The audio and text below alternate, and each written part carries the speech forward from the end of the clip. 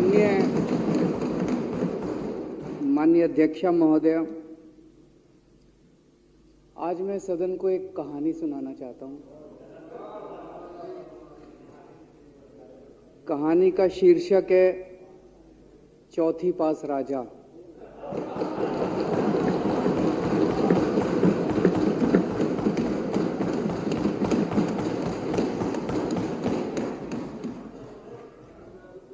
आपने बचपन में राजा रानी की बहुत कहानियां सुनी होंगी।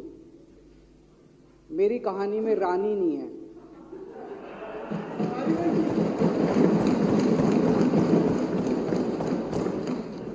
बस राजा है। ये एक ऐसे राजा की कहानी है अध्यक्ष महोदय, जो अनपढ़ था, चौथी पास था, बेहद अहंकारी था, बहुत अहंकार था, बहुत ज्यादा, और पैसे की इतनी हवस थी, इतना भ्रष्टाचारी था, इतना भ्रष्टाचारी राजा था। ये एक महान देश की कहानी है। एक बहुत महान देश था, कई हजार साल पुराना देश। उस देश में एक गांव में एक बहुत गरीब परिवार में एक बच्चे का जन्म हुआ। जब बच्चे का जन्म हुआ तो ज्योतिषी ने कहा, गांव में ज्योतिषी होते हैं, आते हैं, वो पतरी बनाते हैं। ज्योतिषी ने कहा, माई तेरा लड़का बड़ा होके बहुत बड़ा सम्राट बनेगा। माई को यकीन नहीं हुआ, मेरा इतने गरीब हूं मैं, कहां से मेरा बेटा सम्राट बनेगा। तो उसने कहा, नहीं, तेरे बेटे के ग्रह बताते हैं तेरा बेटा बहुत बड़ा सम्राट बनेगा। बेटा धीरे धीरे बड़ा होने लगा। स्कूल, गांव का ही स्कूल था, स्कूल जाता था, उसका पढ़ने वढ़ने में मन नहीं लगता था। तो चौथी के बाद उसने किसी तरह से चौथी करी, चौथी के बाद उसने स्कूल छोड़ दिया। गांव के पास एक रेलवे स्टेशन था।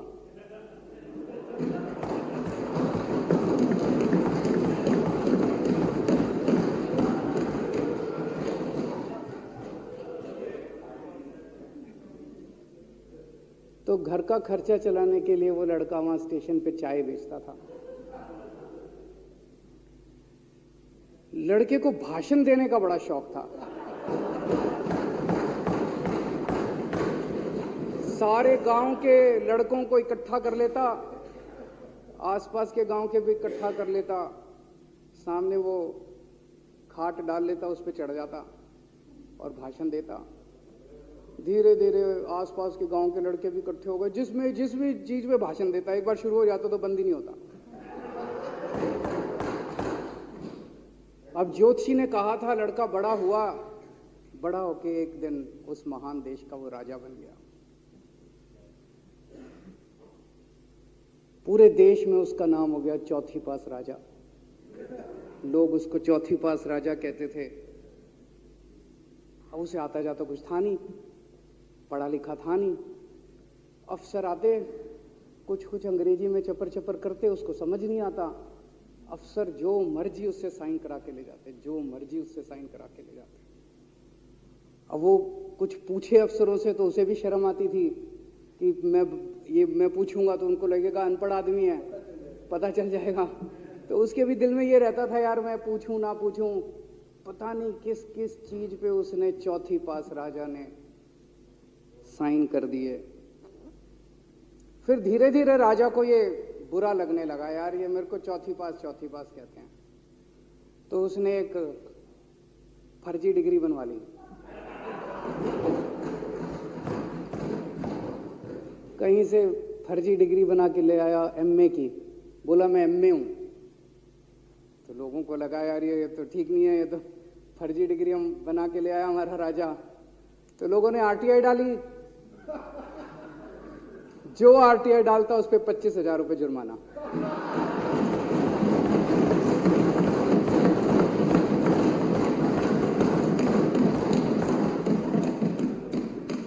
आपके नेता की बात नहीं कर रहा। आप लोग भी हंस सकते हो।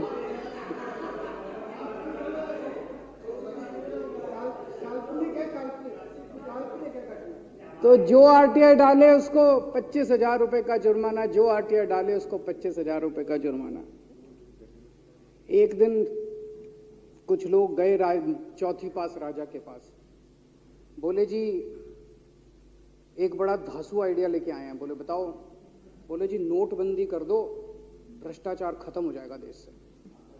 तो उसने कुछ पूछा, उसे कुछ समझ नहीं आया राजा को क्या कह रहे हैं क्या नहीं, पर उसे लगा यार कुछ धांसू आइडिया होगा। उसने एक दिन रात को 8 बजे टीवी चैनलों पे जाके नोटबंदी कर दी। बोला सारे नोट बंद। पूरे देश में हाहाकार मच गया, तड़प गए लोग, धंधे बंद हो गए, दुकानें बंद हो गई, लोग बेरोजगार हो गए, बुरा हाल हो गया पूरे देश। लंबी लंबी लाइनें लग गई पूरे देश के अंदर। लोगों ने जाके उसको कहा जी नोटबंदी कर दो, आतंकवाद खत्म हो जाएगा। ना आतंकवाद खत्म हुआ, ना भ्रष्टाचार खत्म हुआ, देश बर्बाद हो गया। वो महान देश जिसका वो राजा बना था, वो देश 10 साल 15 साल 20 साल पीछे चला गया उस नोटबंदी से, उस चौथी पास राजा की वजह से। एक दिन कुछ लोग गए उस राजा के पास, बोले जी खेती खूब बड़ी हो जाएगी, ये किसानों के कानून पास कर दो। अब उसको कुछ अकल नहीं थी राजा को, अनपढ़ राजा था। उसने साइन कर दिए, 3 काले कानून पास हो गए किसानों के। पूरे देश के किसान सड़कों पे, जगह जगह मोर्चे, 750 किसानों की मौत हो गई 1 साल के अंदर। अंत में राजा को वो कानून वापस लेने पड़े।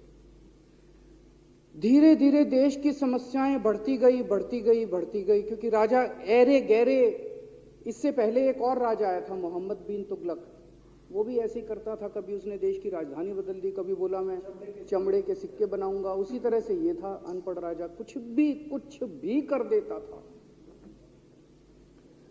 अब राजा को एक दिन लगा यार मैं तो राजा बन गया, पता नहीं कितने दिन रहूंगा। तो उसकी गरीबी में जो जीवन उसने जिया था, उसे लगा यार पैसे तो कमाने चाहिए। पैसे कैसे कमाऊं? पैसे कमाऊंगा तो जनता में छवि खराब होगी। तो उसने अपने एक दोस्त को बुलाया और उस दोस्त को बोला कि ऐसा करते हैं कि मैं तो राजा हूं, सारे सरकारी ठेके तेरे को दिलाऊंगा, सारी कंपनियां तेरे को दिलाऊंगा, सरकारी पैसा तेरे को दिलाऊंगा, नाम तेरा पैसा मेरा। तेरे को पूरे उस पे 10% कमीशन तेरे को मिलेगा, सारा पैसा मेरा। दोस्त मान गया। दोस्त को क्या था, फ्री में पैसा मिल रहा था, दोस्त मान गया। उसके बाद दोनों ने मिलके जो देश को लूटा, जो देश को लूटा। सबसे पहले वो दोस्त आया, बोला सर सबसे पहले बैंकों को लूटते हैं। तो वो बोला वो कैसे यार, बैंकों को लूटेंगे तो ये तो ठीक नहीं है। बोला नहीं ऐसे करते हैं, आप किसी बैंक के चेयरमैन को बुलाओ, उसको बोलो कि वो मेरे को लोन देगा। तो बोला लोन देगा तो वापस करना पड़ेगा। बोला वापस कौन करेगा, वापस थोड़ी करना है, आप राजा हो, वापस नहीं करना, लोन दिला दो बस। तो राजा ने एक बैंक के चेयरमैन को बुलाया, बोला इसको लोन दे। तो वो चेयरमैन की सिट्टी पिट्टी गुम हो गई, यार मैं तो मर जाऊंगा, फंस जाऊंगा, वो भाग गया। तो फिर उन्होंने ढूंढ ढांड के एक ऐसा चेयरमैन चुना जो कि सरासर भ्रष्टाचारी, जिसके ऊपर 10 फाइलें खुली हुई, जिसके ऊपर 10 केस चल रहे, उसको बुलाया। बोला देख तेरे को चेयरमैन बना रहे हैं, अब तू 10,000 करोड़ रुपए दे दे इसको, नहीं तो तेरे को जेल भेजेंगे। जेल जाना है कि पैसे दे रहा है? उसने कहा माई बाप मैं जो कहोगे जहां कहोगे साइन कर दूंगा। उसने 10,000 करोड़ रुपए का लोन उसके दोस्त को दे दिया। ऐसे करते करते 1,00,000 2,00,000 करोड़ रुपए इन्होंने बैंकों से लूट लिए। राजा ने, चौथी पास राजा ने और उसके दोस्त ने मिलकर 2-2.5 लाख करोड़ रुपए बैंकों से लूट लिए।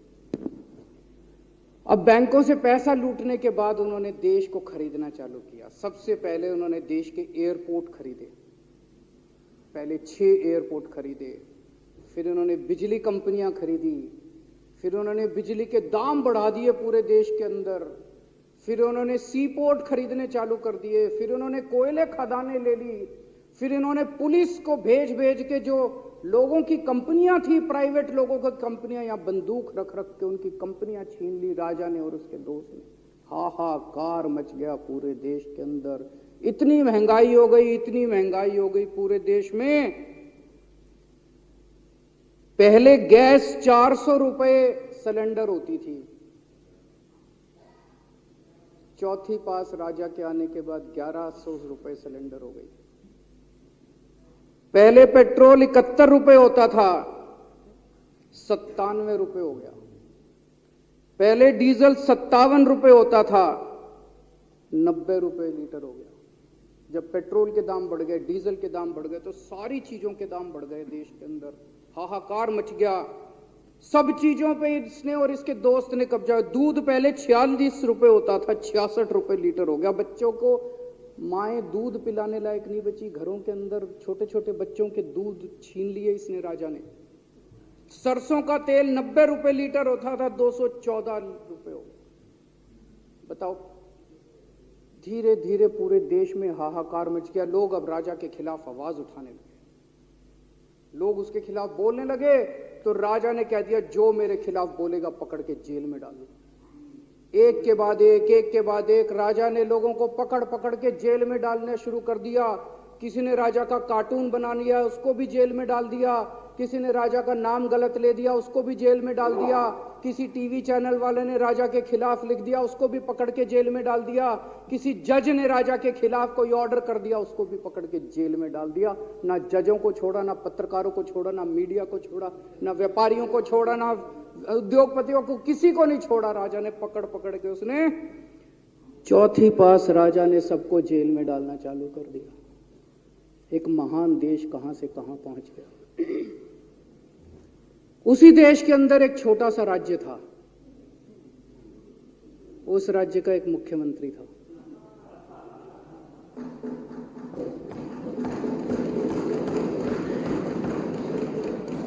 उनके चेहरे पे भी स्माइल आ गई, उनके चेहरे पे भी उम्मीद की किरण छा गई। वो मुख्यमंत्री अपने लोगों का खूब ख्याल रखता था। वो मुख्यमंत्री कट्टर ईमानदार था। वो मुख्यमंत्री कट्टर देशभक्त था। वो मुख्यमंत्री पढ़ा लिखा था।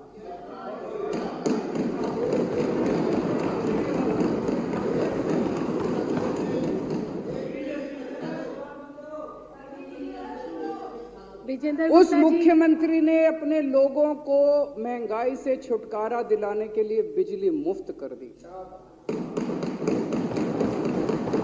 भाई साहब, उसके बाद तो चौथी पास राजा पागल हो गया। उसने बुला के जो हड़काया उस मुख्यमंत्री को कि तेरी हिम्मत कैसे हुई। उसे लगा राजा ने तो सारी बिजली कंपनियों पे कब्जा कर रखा था। उसे लगा अगर ये बिजली मुफ्त करने लग गया तो बाकी देश में तो मेरा बेड़ा गर्क, मेरी बिजली कंपनियां लुट जाएंगी, ऐसे कैसे चलेगा। उसने उसको कहा, खबरदार, तूने बिजली मुफ्त की। मुख्यमंत्री नहीं माना। धीरे धीरे उस मुख्यमंत्री ने अपने गरीबों के स्कूल ठीक करने चालू कर दिए। तो राजा ने उसको बुला के और हड़काया। राजा बोला, ये क्या कर रहा है तू, स्कूलों के में बच्चों को पढ़ाता है, तू स्कूल खोल रहा है, ये बंद कर, ये सब, ये नहीं चलेगा इस देश का। वो नहीं माना मुख्यमंत्री। फिर उसने मुख्यमंत्री ने सबके इलाज मुफ्त कर दिया, सबके लिए शानदार मोहल्ला क्लिनिक खोल दिए, इलाज मुफ्त कर दिया। राजा तो बिल्कुल ही पागल हो गया। धीरे धीरे जनता को पता चला कि राजा कैसा है। एक दिन लोगों ने उस राजा को उखाड़ के फेंक दिया।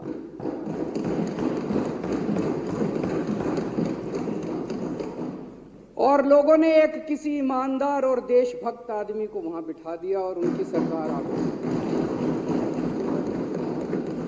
और उसके बाद देश से महंगाई खत्म हुई और देश रात दूनी चौगुनी तरक्की करने लगा। तो जैसे हम बचपन में सुना करते थे, moral of the story, Hindi में क्या कहते, मॉरल ऑफ द स्टोरी का मतलब भाई इस कहानी में क्या प्रेरणा मिलती है। इस कहानी से ये प्रेरणा मिलती है कि अगर आपके देश में महंगाई है, आपके देश में समस्याएं हैं, आपके देश में सब कुछ गड़बड़ चल रहा है, तो सबसे पहले जांच परख के देखो आपका राजा अनपढ़ तो नहीं है। अगर आपके देश में सब गड़बड़ चल रहा है, बेरोजगारी है, बहुत सारी समस्याएं हैं, जरा देखो राजा, आपके राजा को कोई दोस्त तो नहीं है। अगर है तो सबसे पहले अपने राजा को उखाड़ के फेंको, नहीं तो आपकी समस्याओं का कोई समाधान नहीं होगा। आपकी समस्याओं का कोई समाधान नहीं होगा। वो पढ़ा करते थे, अंधेर नगरी चौपट राजा, सवा शेर बाजी सवा शेर खाजा। बहुत बहुत शुक्रिया।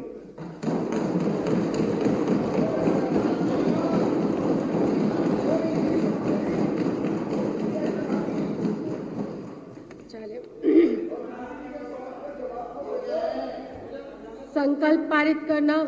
अब श्री दिलीप पांडे माननीय मुख्य सचेतक द्वारा प्रस्तुत संकल्प सदन के सामने है। जो इसके पक्ष में है वो हाँ कहे, जो इसके विरोध में है वो ना कहे, जो इसके विरोध में है ना है, जो इसके विरोध में नहीं है वो ना कहे। हाँ पक्ष जीता, हाँ पक्ष जीता। संकल्प स्वीकार हुआ।